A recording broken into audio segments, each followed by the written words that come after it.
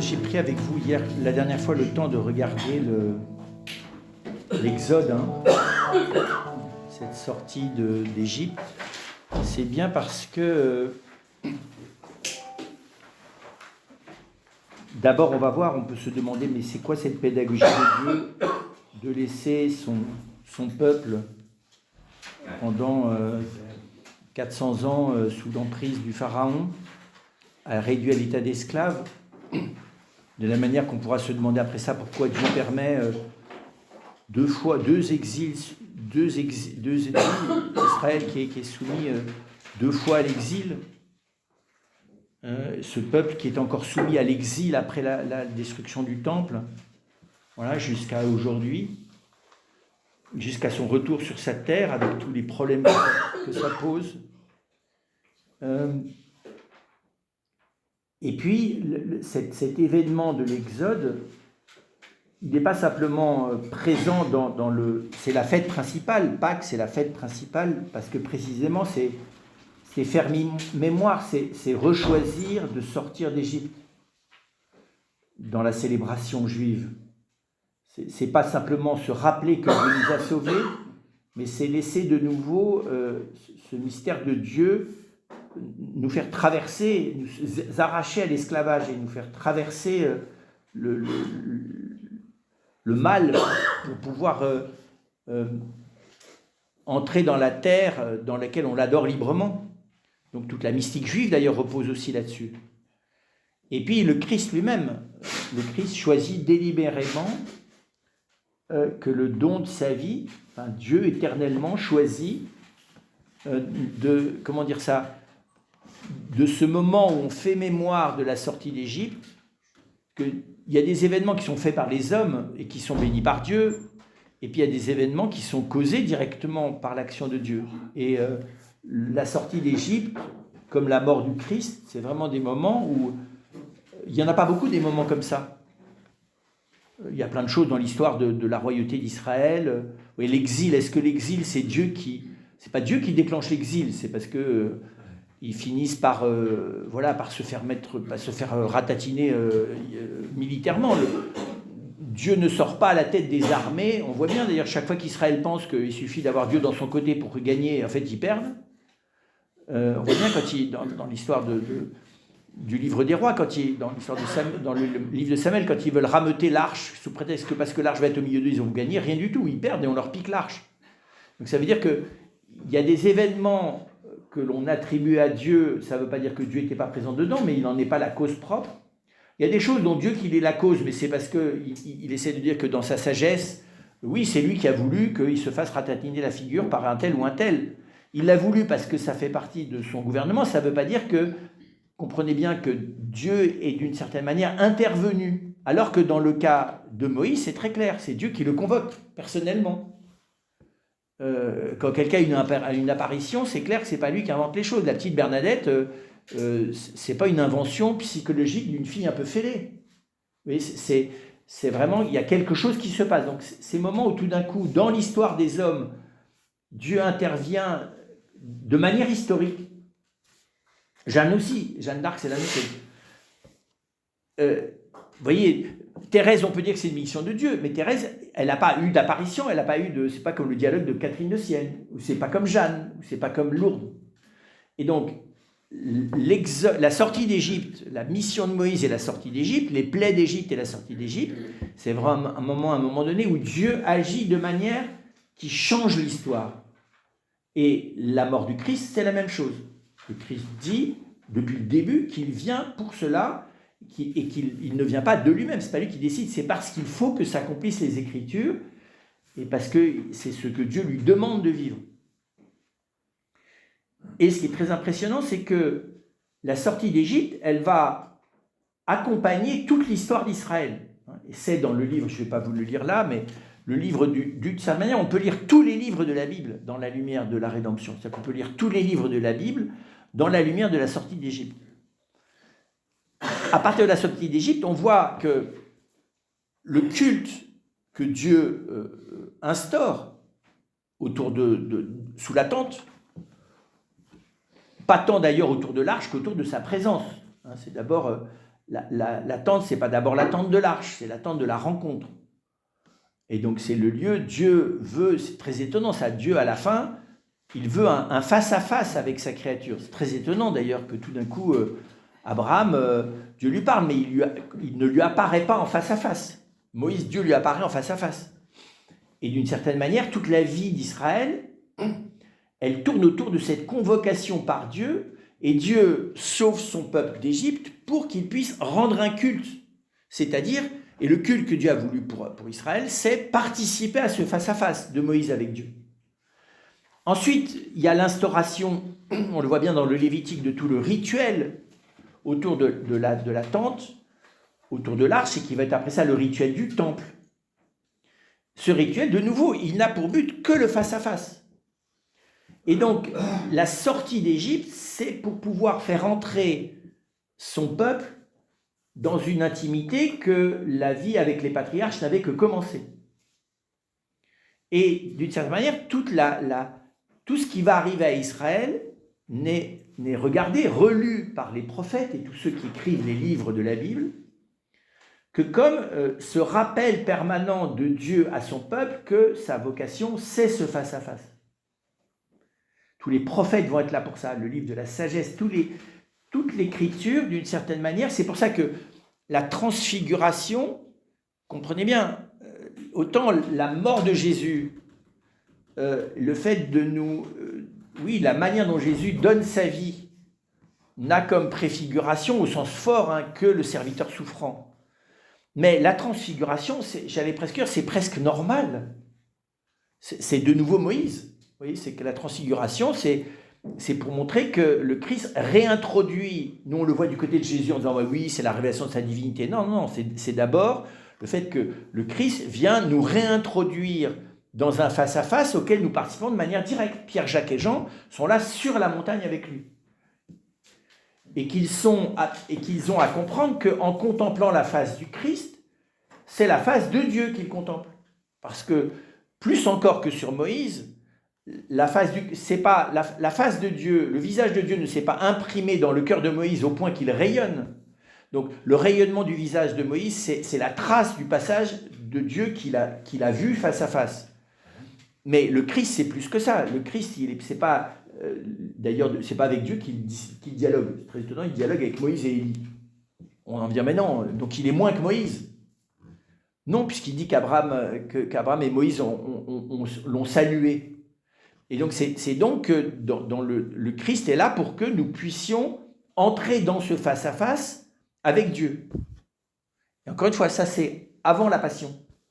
La grande révolution par rapport au judaïsme, la grande avancée, ça n'est pas que Dieu veuille nous parler face à face, que Dieu veuille venir jusqu'à nous, que Dieu veuille venir jusqu'à nous dans la chair, l'incarnation. À la fin, ce n'est pas un scoop par rapport à la première alliance. C'est vraiment l'accomplissement logique de la première alliance. Par contre, ce qui est bouleversant, c'est que Dieu vienne souffrir dans le Christ. Ça, c'est pas imaginable. Que Dieu veuille venir jusqu'à l'homme, les Juifs auraient pu le recevoir, mais que la manière ultime dont Dieu vient à l'homme, c'est en étant défiguré sur un poteau de torture, ça, c'est pas audible. C'est pas audible. Et que, il faut précisément apprendre, j'irais quand on est juif, à regarder dans le visage de Jésus crucifié le même visage que celui qu'a contemplé Moïse sous la tente, pour pouvoir entrer dans ce mystère. Mais c'est vrai aussi du chrétien. Parce que le chrétien qui n'est pas juif, il risque de rester à l'héroïsme de Jésus. Et à ne pas voir que la croix, c'est la convocation sous la tente de la rencontre pour entrer dans ce face-à-face. C'est très étonnant comment le chrétien, je ne sais pas comment vous dire ça, qui n'est pas encore pleinement chrétien, parce qu'il n'a pas encore découvert comment est-ce que ce qu'il vit est l'accomplissement de ses frères aînés que sont les Juifs. Il va adhérer au mystère de la croix et de la résurrection, mais finalement il y a quelque chose de la transfiguration et de la manière dont Dieu veut descendre au milieu de nous et partager notre vie qui risque de lui échapper. Parce que Dieu, comprenez bien, Dieu a partagé la vie de son peuple, d'Abraham jusqu'à Jésus, ça fait 2000 ans. Jésus, il a partagé la vie de son peuple, 30 ans en catimini, 3 ans de manière ouverte avec un petit groupe. C'est pas comparable, vous voyez.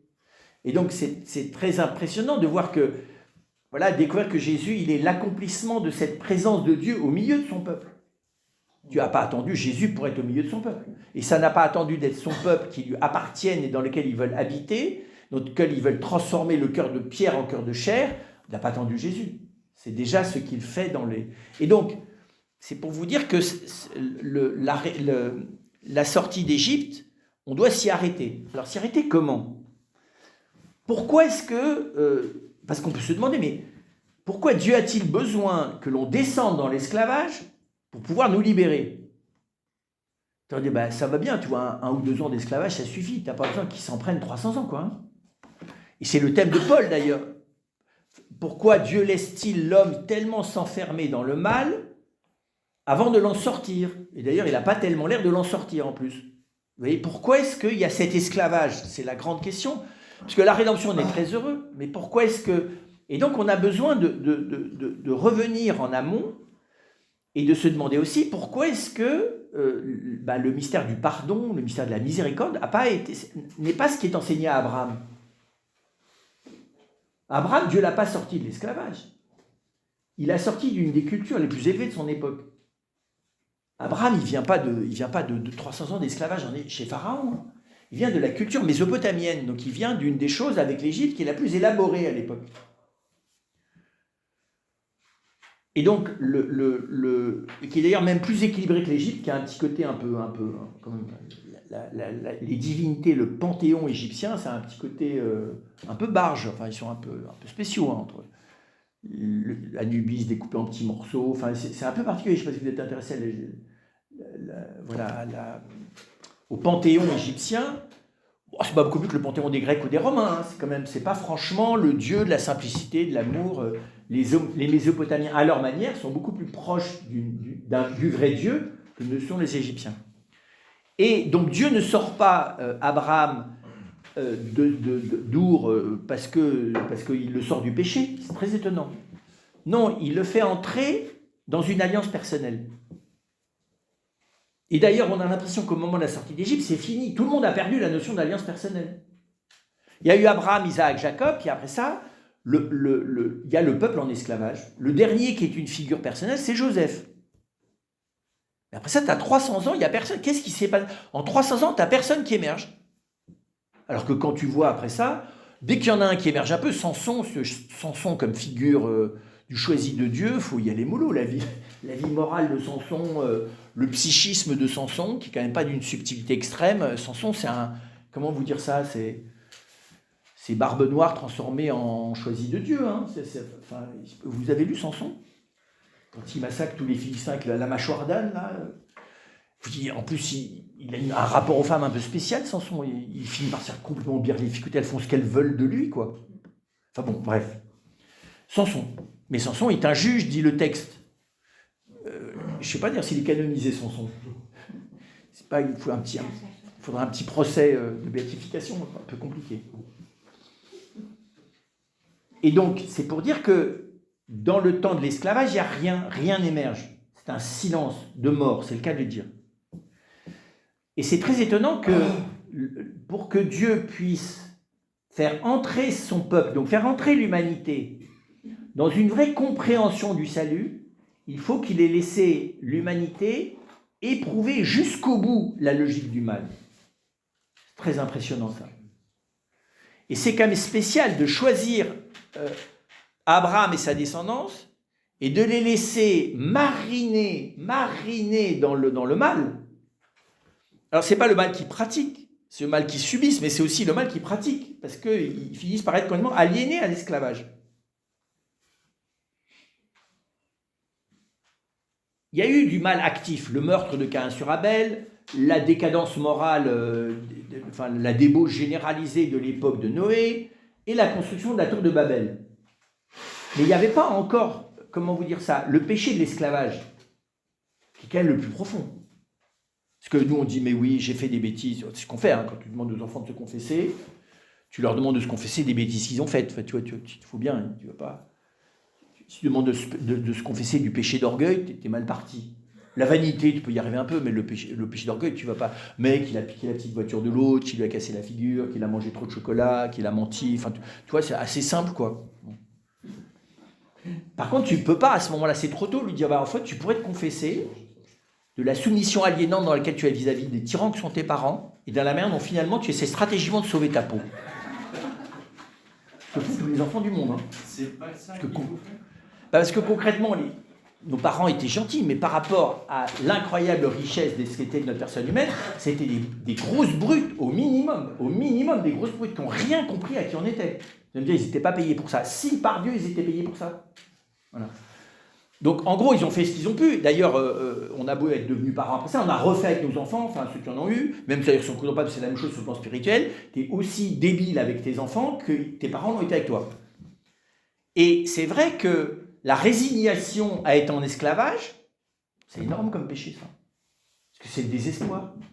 Donc les enfants devraient se confesser du péché de désespoir qu'engendre en eux la tyrannie parentale, la tyrannie scolaire, la tyrannie parascolaire, la télévision, la tyrannie sacerdotale, tout à fait, monsieur le curé qui devient le demi-dieu dans la paroisse, la tyrannie consumériste, de se résigner à être un esclave, d'aménager le bonheur à l'intérieur de l'esclavage.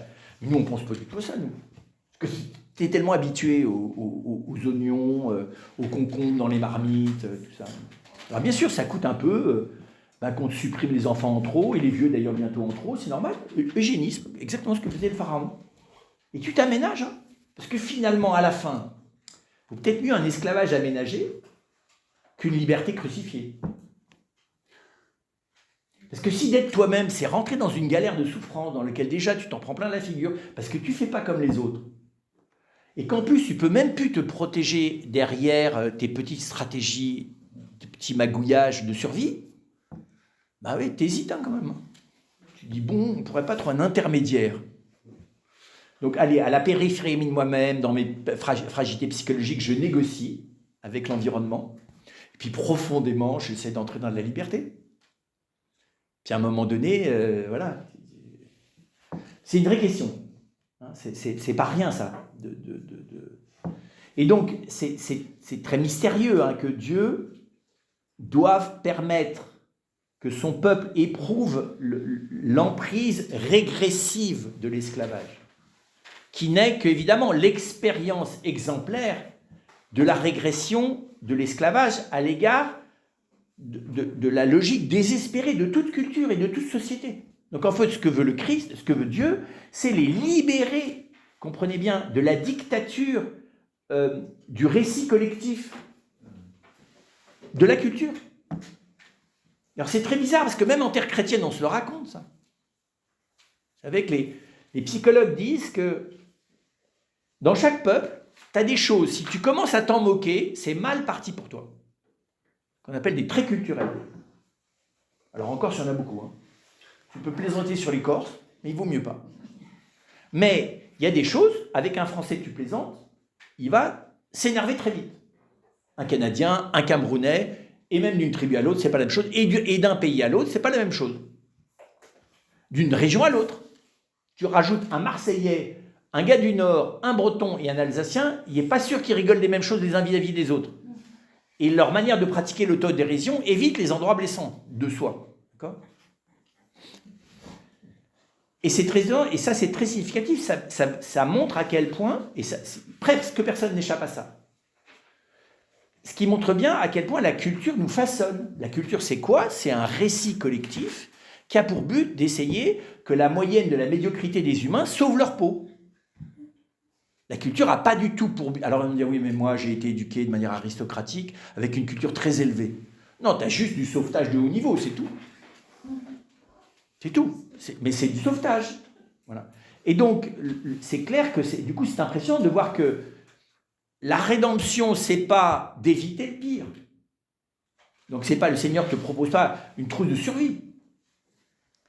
C'est une libération, la rédemption. La sortie d'Égypte, c'est une libération. Et la chose la plus difficile, c'est d'aller au bout de la liberté. Donc, la difficulté, c'est pas de croire en Dieu, c'est pas d'être heureux que Dieu nous sauve. C'est d'entrer dans la liberté. Tout le monde le sait. Enfin, tout le monde le sait. Quelqu'un qui est toxicomane ou addictif à quelque chose, le problème n'est pas la phase du sevrage, elle est très difficile. Le plus grand problème, c'est qu'une fois que tu es libéré de l'addiction, c'est de ne pas y retomber. C'est-à-dire, qu'est-ce que tu vas faire de la manière dont ça te permettait de survivre? Donc, qu'est-ce que tu vas faire de la part de toi qui ne survit, qui n'arrive pas à survivre, qui est juste en état, voilà. Et donc, c'est très impressionnant de voir que il y a la première étape, hein, c'est de sortir le peuple de la culture, et ensuite, c'est de le faire, c'est comme une espèce de psychanalyse collective, hein, mais la première phase de la psychanalyse collective, c'est la régression. Ce que dit Jean de la Croix, d'ailleurs. La Croix dit, quand la grâce commence à travailler ton cœur, elle commence par mettre à jour tous les endroits de régression. Les endroits où tu pourrais assassiner père et mère, trahir la planète, sans aucune difficulté, il suffit des circonstances. Et aujourd'hui, nous, on le sait, puisqu'on est après la Shoah, et donc on sait que 98% des humains, même les plus vertueux, les plus religieux, les plus spirituels, dans des conditions extrêmes, deviennent pires que des bêtes. Le pourcentage des gens qui sont restés humains, alors pas ceux qui sont comportés comme des saints, c'est un tout petit nombre. Ben oui, ça dit bien à quel point, et donc, c'est ça l'esclavage, c'est ça l'Égypte. Et c'est d'ailleurs, c'est très étonnant parce que Paul est un pharisien, donc il a beaucoup médité là-dessus.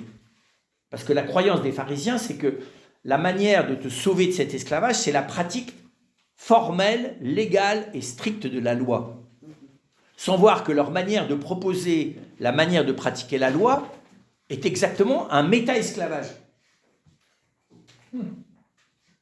Et donc, c'est ça que n'entendent pas les pharisiens, parce qu'ils ne sont pas assez dans le mouvement prophétique.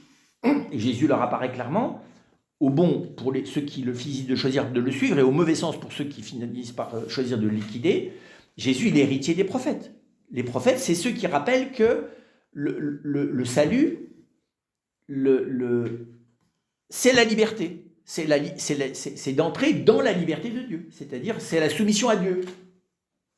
Parce qu'évidemment, tu ne te sors pas de la soumission par toi-même. Puisqu'elle est précisément, comprenez bien, elle est méta-personnelle, la soumission. Tu ne peux pas t'attaquer tout seul à une culture. C'est ce que croient tous les ados. Des fois, il y a des gens qui restent ados jusqu'à la fin de leur vie. Hein. Libertaire, pas de Dieu, pas de maître, à jamais, tu vois, et donc, tu es libre. Tu peux toujours crier ça, hein. Tu choisis simplement ta forme d'esclavage. C'est un dérivé de la culture. Voilà, tu choisis une culture marginale. Mais la culture marginale, elle est générée par la culture, tu vois, donc tu es juste dans une dérivée du mal, quoi. Bah, c'est un peu différent. Et donc, c'est vrai que c'est pas facile d'admettre que, même d'ailleurs pour le philosophe, hein, le philosophe, il sait que n'émerge et n'arrive à se libérer en partie de la culture que Socrate au prix de sa mort. Parce que le moment où Socrate dit je suis désolé, mais votre manière de m'imposer la religion, ça ne correspond pas à la réalité. Il est quand même obligé de se suicider, Socrate. Hein. Et donc, l'homme ne peut pas, par ses moyens, et donc le philosophe, ça n'est que de manière ponctuelle, exceptionnelle, rarissime. C'est totalement élitiste, la philosophie aristotélicienne. Ça touche une personne sur 10 millions. Donc je dirais, ça ne peut pas concerner l'homme. Ça concerne l'homme avec un grand H, mais ça ne concerne pas les humains.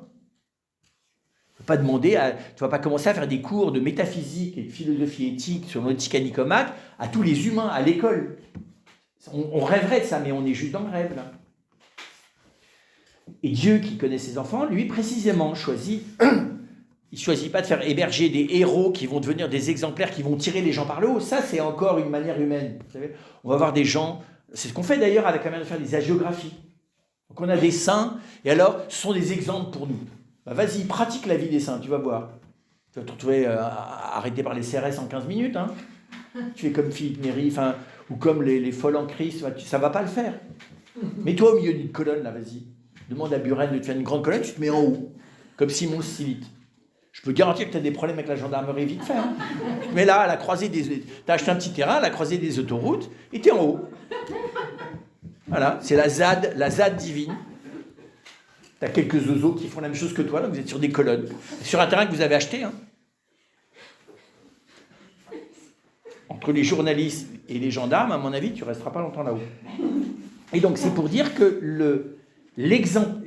Voilà, c'est pas facile de comprendre comment Dieu laisse son peuple faire l'expérience de la profondeur de l'aliénation, finalement de la résignation, de l'organisation de la désespérance, et de se contenter d'avoir Dieu comme consolation spirituelle à l'intérieur de la désespérance. Parce qu'ils n'ont pas quitté la foi dans le Dieu d'Abraham, d'Isaac et de Jacob. Mais la foi dans le Dieu d'Abraham, d'Isaac et de Jacob n'a plus aucune efficience dans leur vie. Alors, Dieu aurait pu, et Dieu n'a pas choisi dans cette phase-là de s'adresser à chacun comme il s'était adressé à Abraham, Isaac et Jacob. Il s'adressait à Jacob, donc il aurait pu s'adresser à n'importe qui d'autre, hein, parce que Jacob, c'est quand même pas né de la cuisse de Jupiter, enfin, tu vois, il est le petit-fils d'Abraham, mais en dehors du fait qu'il est le petit-fils d'Abraham, Jacob, plan humain. Drôle de loustique, quand même. Il obéit à sa mère pour piquer le droit d'aînesse de son frère. Il va chez le cousin pour essayer d'avoir celle qu'il veut épouser, et quand il ne l'a pas, parce que l'autre lui met l'autre dans son lit, c'est pas grave, il traficote les brebis. Enfin, c'est quand même un drôle de loustique. Quand il faut qu'il rencontre son frère, il est là après à larguer tout le monde, hein, à donner ses femmes, ses enfants, son bétail, tout, pourvu qu'on ne touche pas à lui. C'est ce qu'il fait quand même dans la rencontre d'Ésaü. Et il est là, et il faut qu'il se batte la nuit. Voilà, donc Jacob, il devient grand, après s'être battu toute la nuit avec l'ange. Mais avant, dire le pauvre Jacob, ses fils sont un peu à l'image, pas franchement, de celui qui s'est battu avec l'ange de la nuit. Prends la liste des 12, là, qui veulent faire que c'est le grand, c'est l'aîné Joseph, hein. Oui, le mettre dans le puits. Non, c'est pas l'aîné. Benjamin, c'est l'avant-dernier, c'est ça. Donc l'avant-dernier petit frère, tu quand même, ils imaginent à un moment donné qu'ils vont l'égorger quand même, non? Donc ils vont refaire à plusieurs le meurtre de Caïn et dire qu'il a été mangé par une grosse bête. Enfin, c'est quand même, ils échafaudent ça, les frères, là. Les fils de Jacob. Les 12 tribus d'Israël. Donc, c'est pour dire que Dieu aurait pu dire, bon ben, voilà, je me suis adressé à Jacob, vu ce qu'il était, eh ben, je vais m'adresser à chacun de ses fils, puis après ça, de ses petits-fils, puis après ça, je vais m'adresser à tout le monde. Ils auront chacun des apparitions spirituelles pour qu'ils puissent résister à l'esclavage. Pas du tout. Pas du tout. Et donc, c'est très aussi pas simple, parce que c'est tout ce que va essayer de développer d'ailleurs le Deutéronome et le Lévitique. Comment faire pour que le plus grand nombre possible, c'est ça l'idée d'ailleurs, hein, que le plus grand nombre possible puisse entrer dans quelque chose dont la vie personnelle est changée. Et c'est là que c'est génial. Dieu invente le culte, tout le rituel autour de la tente de la rencontre, c'est-à-dire ce que Dieu fait, c'est qu'il dit, ben voilà, ta vie va consister à te préparer à la rencontre au face-à-face. C'est très simple, hein. Tu n'es pas Moïse, mais tu rends un culte, tu viens régulièrement offrir un sacrifice, c'est-à-dire tu viens prendre une part de ta vie que tu acceptes de donner, parce qu'en donnant cette part de ta vie, comment dire ça, progressivement, cette tente et le face-à-face avec Moïse que j'ai vécu là, va devenir cher à ton cœur. Et c'est ce qui se passe. Le temple dans Israël reste, alors l'erreur c'est d'en avoir fabriqué un bâtiment immobile, hein, puisqu'avant elle bougeait la tente. Et même dans Israël, avant que Salomon construise le temple, elle s'est déplacée. Mais ça reste le lieu de la rencontre. Pourquoi est-ce que le peuple d'Israël reste attaché au temple? Parce que finalement, au fond du cœur de chacun des membres du peuple choisi et voulu par Dieu, qui appartient à Dieu, il y a cette promesse de la rencontre en face à face. Il n'y a pas la promesse d'avoir une terre sainte, il n'y a pas la promesse d'abord d'avoir de l'abondance, de la réussite et du succès. Ça, c'est la déviance dans laquelle va rentrer le peuple. Mais il y a d'abord la promesse, oui, d'un vrai face-à-face intérieur avec Dieu. Et donc, tout doucement, ça va prendre plusieurs siècles, hein, Dieu va tenter de faire comprendre à son peuple comment il veut le sauver intérieurement, comme il l'a sauvé extérieurement. C'est-à-dire qu'il veut à la fois sauver chacun et les sauver ensemble. Et que leur vocation, c'est d'être un peuple dédié à Dieu. comprenez bien, dédié au culte de Dieu. La Torah, c'est la manière de pratiquer l'adoration et le culte dans l'intégralité de ta vie. La Torah, c'est la liturgie qui descend dans toute ton existence. La vie d'un membre du peuple de Dieu, c'est une vie qui est dédiée à la louange et à la glorification de Dieu. Mais c'est la vie entière. Hein. Donc, tu vas à la synagogue, tu vas au temple. Mais ça n'est que la partie plus intense de ce que ta vie est. La présence de Dieu, elle est dans ta vie. C'est ça la Torah. Dieu t'a dit, mais moi, je veux habiter chez toi. Je veux habiter chez toi comme j'ai habité sous la tente d'Abraham. Enfin, comme j'ai été accueilli sous la tente d'Abraham. Donc, vous voyez, très vite, la rédemption n'est pas uniquement de nous sortir de nos problèmes par la grâce de Dieu. La rédemption, c'est de nous sortir de l'aliénation dans laquelle nous nous mettons les uns les autres pour entrer dans cette intimité libératrice avec Dieu. Donc vous voyez bien, on est très très loin de l'idée qui a vécu quand même dans le bas Moyen-Âge, hein, et après ça qui est réapparu au XVIIe, que d'être sauvé, c'est d'être arraché à la damnation. Oui, comme si Dieu était là à permettre que la majorité de ces créatures humaines finissent dans une souffrance éternelle et pour toujours, alors que déjà la vie sur la terre, c'était une galère, et que finalement, il y a quelques élus qu'on sauve. Enfin, on ne se rend pas compte, mais il y a un moment donné où, c'est la théologie, hein, c'est pas du tout les fidèles, hein, mais où la théologie chrétienne est partie dans des directions, comprenez bien, qui partent de choses vraies, mais qui leur donnent une place qui fait qu'elles deviennent pire que fausses. C'est pire que faux. Bien sûr qu'il y a la possibilité d'être damné. Je suis libre. Dieu me veut libre, donc il me veut libre aussi par rapport à lui. S'il me libère de l'aliénation, ce n'est pas pour m'aliéner lui-même. Il me dit, mais si tu veux choisir un bonheur qui ne soit pas moi, libre à toi, mais il ne sera qu'à ta mesure. Et donc ton être humain profond ne cessera de souffrir du bonheur que ton ego a choisi pour lui. Ça s'appelle la damnation. Un damné, c'est rien d'autre que quelqu'un qui s'inflige comme bonheur quelque chose qui n'est qu'un malheur personnel et spirituel extrêmement profond. Donc qu'est-ce qu'il fait ? Il enterre les souffrances fondatrices de sa personne. Et il dit, voilà, c'est pas grave, je souffrirai éternellement, mais j'ai décidé que mon bonheur aura cette forme-là. C'est quand même spécial, hein, parce que et donc ça, c'est pas impossible.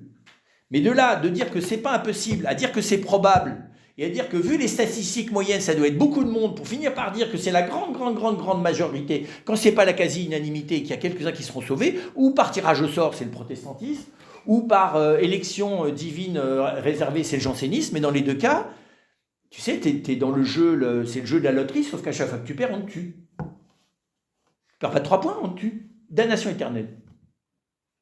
Et c'est ça, hein, rappelez-vous, même Saint Jean Climac, auquel j'ai un grand respect qu'on a fêté il y a pas longtemps, Saint Jean Climac qui dit que plus tu montes sur l'échelle de la sainteté, plus le démon l'agite, et donc tu vois, en haut de l'échelle, ça bouge plus qu'en bas. Donc plus tu bouges, plus tu n'arrives plus à t'attraper à l'échelle, et plus tu tombes de haut. C'est absolument... Tu dis, mais c'est quoi ça? Donc t'allais arriver là, puis boum, là, c'est fini, tu t'écrases en bas, et là, t'es plus mort que tous les morts. Donc il valait mieux rester sur le premier échelon, d'ailleurs. Tranquillement. Non mais c'est l'image. Alors, après ça, tu peux sauver Saint Jean de Climac. De toute façon, les théologiens, entre autres, en grande miséricorde, quand ils sont vraiment des frères, tu arrives toujours à sauver ce qu'a voulu dire l'autre en disant, mais selon une certaine perspective, en regardant sous un certain angle, on comprend ce que ça veut dire. Bon, bien sûr, faire ça, Saint Thomas fait ça avec Augustin, et Augustin fait ça avec les pères. Mais voilà, c'est pour dire que je dis ça pourquoi ? Parce que les images de la rédemption et du salut, et des fois, encore une fois, des images qui sont fondées sur des bonnes choses. L'horreur du péché, c'est tout à fait légitime. Mais de l'horreur à la paranoïa, il n'y a qu'un seul pas. Vous voyez, Or, précisément, c'est pour ça que c'est important d'entendre que dès Abraham, la terre promise que Dieu promet à Abraham, c'est la terre promise qu'est Dieu lui-même. C'est l'alliance avec Dieu. C'est le fait que Dieu vienne, finalement, c'est ça qui est très beau. C'est moins qu'Abraham trouve une terre protégée et bénie par Dieu, que Dieu vienne s'installer dans la terre qui s'appelle Abraham. Abraham ne pouvait pas comprendre que c'était lui la terre promise. Pourtant, c'est Marie la terre promise, descendante d'Abraham. Et donc, ce que je veux dire, c'est que ce que je vous dis là, ce n'est pas une invention post-chrétienne, c'est dans la parole. Et quand vous lisez la Bible, avec tous les petits bouquins les uns derrière les autres, c'est une bibliothèque, hein, eh bien, ça n'est que 1000 manières de parler de ça. Il n'y a pas une seule ligne de l'Écriture qui ne parle pas de la rédemption. Tout est autour de ça. Déjà dans la Genèse. Puisque ce que le peuple de Dieu va faire comme expérience collective de régression dans l'aliénation de l'esclavage collectivement, c'est déjà annoncé à Adam et Ève dès le début. Dieu leur annonce que c'est ça le programme de l'aliénation. Qu'ils vont se retrouver aliénés aux conséquences des choix de la fausse liberté qu'ils choisissent. Puisqu'ils choisissent une liberté à l'envers. Au lieu d'être libre en Dieu, il va être libre avec Dieu. Mais c'est une grande différence, ça. C'est pas la même chose si tu veux apprendre à faire la cuisine ou à souder du métal avec l'aide d'un professionnel ou à l'école du professionnel. Si c'est qu'avec l'aide du professionnel, c'est selon la lumière que tu as sur le métier qu'il faut pratiquer que tu vas lui demander des conseils. Tu vas perdre un temps inimaginable. Et d'ailleurs, tu n'apprendras jamais à bien souder ni à bien faire la cuisine. Parce que finalement, tu ne veux en faire dès le début qu'à ta tête, comme on dit. Donc, pour en faire qu'à ta tête, mais de manière compétente, tu demandes des conseils, non? Et donc, tu as bien décidé d'en faire quand même qu'à ta tête, à la fin et donc au début. Mais tu demandes des conseils. Et donc, tu utilises les conseils des gens compétents pour alimenter tes intuitions. Super. Dieu dit, tu veux faire ça? Ça va droit dans le mur dans la relation, parce que si tu fais ça, tu vas vouloir le faire dans la relation, et dans la relation, tu vas dans le malheur, dit-il à elle. Et toi, tu veux faire ça dans l'organisation du monde, du coup, tu vas vouloir dominer le monde, et tu vas droit dans le mur aussi, toi. Et d'ailleurs, vous allez aussi dans le mur dans votre relation. Donc, globalement, c'est le mur. Parce que c'est pas ça que j'avais prévu. Moi, j'avais prévu que vous soyez à mon école, et qu'à mon école, vous grandissiez à une vitesse telle qu'à la limite, au bout d'un instant, vous n'ayez plus besoin que je vous explique, parce que vous aurez moi à demeure dans votre cœur. Mais, voilà. Il faut reconnaître que de temps en temps, on réhésite. Parce que moi, quand même, j'aimerais bien que le Seigneur m'inspire et que donc mes intuitions soient celles de Dieu.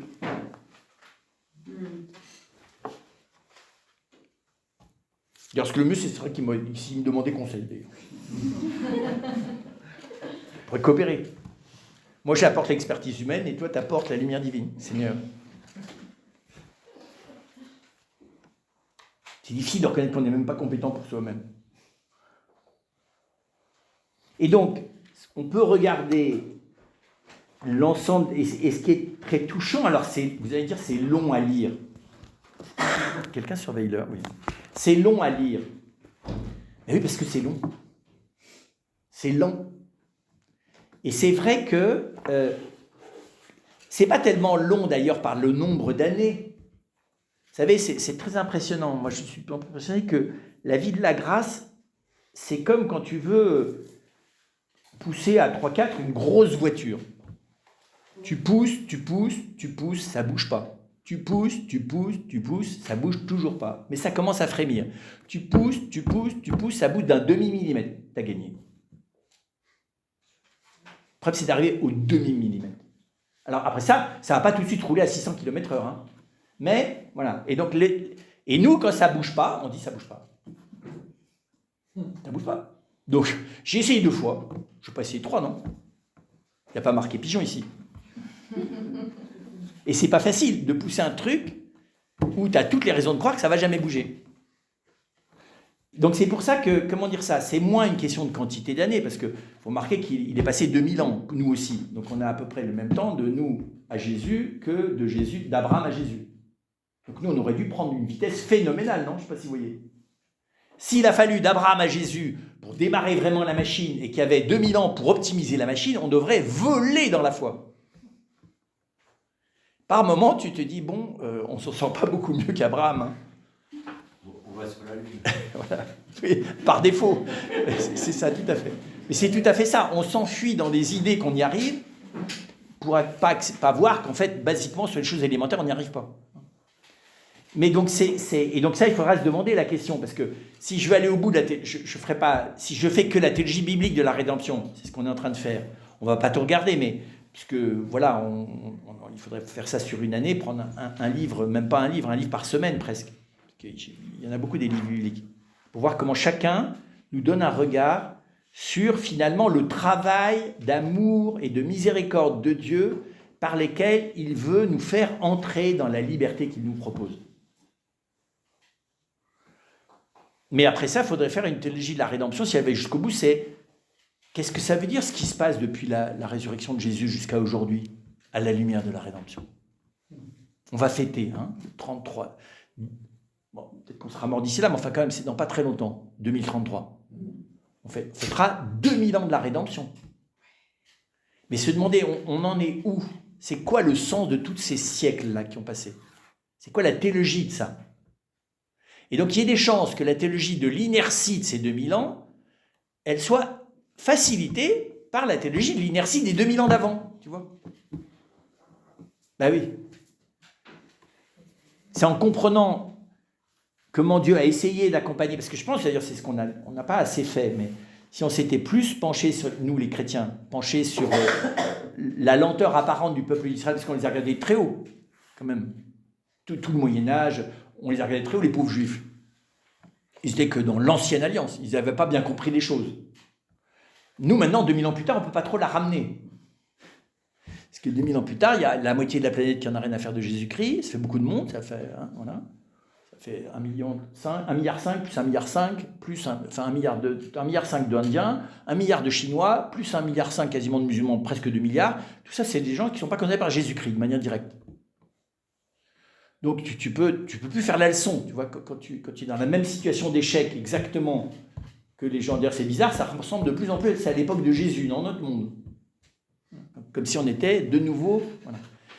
Et donc, vous voyez, la théologie de la rédemption, ça ne sera pas, on le fera, de regarder dans l'Écriture, notamment dans ce que dit Jésus, c'est quoi la rédemption, qu'est-ce que c'est ce que le Christ opère en nous. Mais je ne peux pas quitter la question du peuple. C'est pour ça que j'insiste. Pas une rédemption personnelle. Enfin, si, elle est personnelle, mais elle n'est pas individuelle. Je ne suis pas sauvé sans mes frères. Si j'étais sauvé sans mes frères, il y aurait eu Abraham, Isaac, Jacob, et puis il n'y aurait eu que des personnalités. Il n'y aurait pas eu l'Égypte. Il n'y aurait pas eu le peuple. Et le phénomène du groupe, il a ralenti énormément la foi d'Abraham. Parce que dès qu'il s'agit de se sauver ensemble, c'est beaucoup plus compliqué que de se sauver tout seul. T'as pas remarqué dans tous les films catastrophes d'ailleurs? Au début, ils sont beaucoup, t'en as les 2/3 qui meurent dans les premières minutes. Et à la fin, t'as juste un petit groupe qui s'en sort quand t'en as pas 2, 3. Ça te donne à peu près la statistique du salut. Non mais c'est vrai. Et dans les guerres, c'est pareil. T'as combien de morts pour une victoire?